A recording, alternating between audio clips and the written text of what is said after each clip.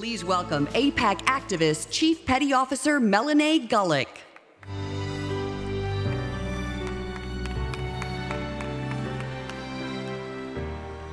In the fall of 2017, I was honored to join a group of Christian leaders from around the United States on an AIEF-sponsored trip to Israel. I've served in Afghanistan and know what an important strategic partner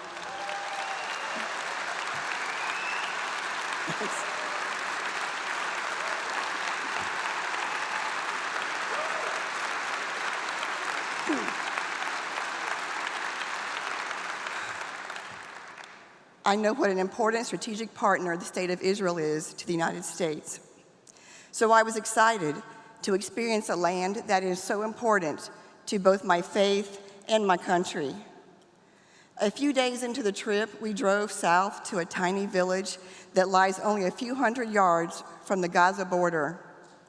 The proximity is startling, particularly when you factor in the hundreds of rocket attacks and other attacks of terror they have faced over the years. As a gunner from my forward operating base in Afghanistan, I know what it means to have to run for cover when rocket sirens go off. I was trained and prepared for those moments. But in this community, and as we know from recent events, communities throughout Israel, civilians, men, women, and lots of children have to face the same threats I faced in a combat zone. It's beyond hard to imagine living like that, but they do. It's their home, and they're not leaving.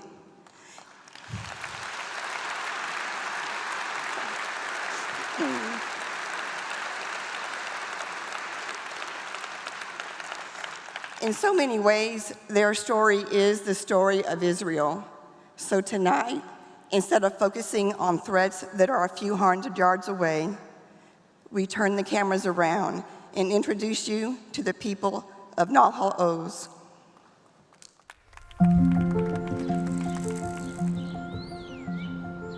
"95% heaven, 5% hell." That's day-to-day life in Nahal Oz. I arrived to Nahal Oz almost 16 years ago. I came here to finish my degree, and I fell in love. I fell in love with this community. I fell in love with this place. Then I met my husband too. I am a mother of 2 beautiful children. In Nahal Oz, we have a dairy farm, and we have 25 acres of crops. It starts with the green, open spaces and the beautiful outdoor that we have here. But the real beauty of Nahal Oz are the people. The community is an amazing community.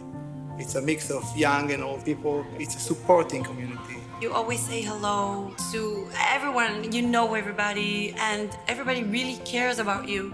There are so many great things about raising kids in Nahal Oz. The education system is amazing. They have so many friends.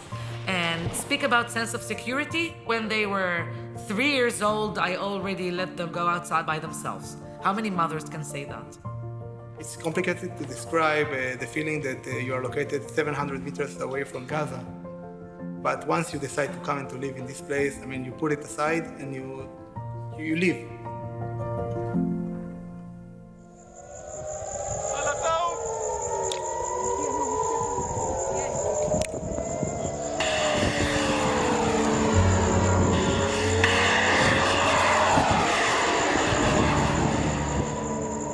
The rocket attacks on Nahal Oz started around the year 2000. The peak was during Protective Edge, the summer of 2014. Friday afternoon, August 22nd, 2014, was, I think, the most difficult moment this community has ever had. The loss of a 4.5-year-old child was something that left the community broken. I think that most of the people of the kibbutz didn't think that we would be able to get back on our feet after that. We had many families that decided to leave. As the operation progressed, different terror attack tunnels began to be found. They were found filled with ammunition. One of them was found with 3 motorcycles inside. Less than 1 kilometer from my children's playground. The newest invention are the kites and balloons, which come to our area with fire, and they set fires to fields. The damage to nature and animals is unbelievable, unbelievable. Before Protective Edge, we were about 330 residents. After Protective Edge, we dropped to 220 something. So like any other person in Nahal Oz, we had the thought crossed my mind. Should I stay here? Should I go?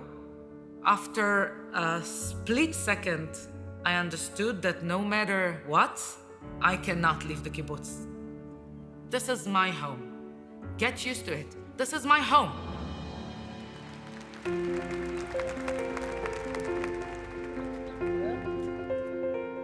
We have decided in this kibbutz to live without fences. You can go to my neighbors and don't need to cross any fence because the kibbutz is open. This is the message we want to share with everybody. Everything is free, and this land is for all of us. We started gathering families. It was just handpicking families from around the country. That was the beginning of it. Most of my childhood was here, so I know Nahal Oz, and I always talked about Nahal Oz a lot. And we always wanted to raise our family in the kibbutz. We have found true friends, and we are well adapted to this place. This year, we have had 14 new babies, which is amazing for such a small community. Today, we are over 440 families. What made people come here mostly is the warm, welcoming community. And this is the reputation that Nahal Oz has today. And I think this is the reason that people are still coming. For us, 7.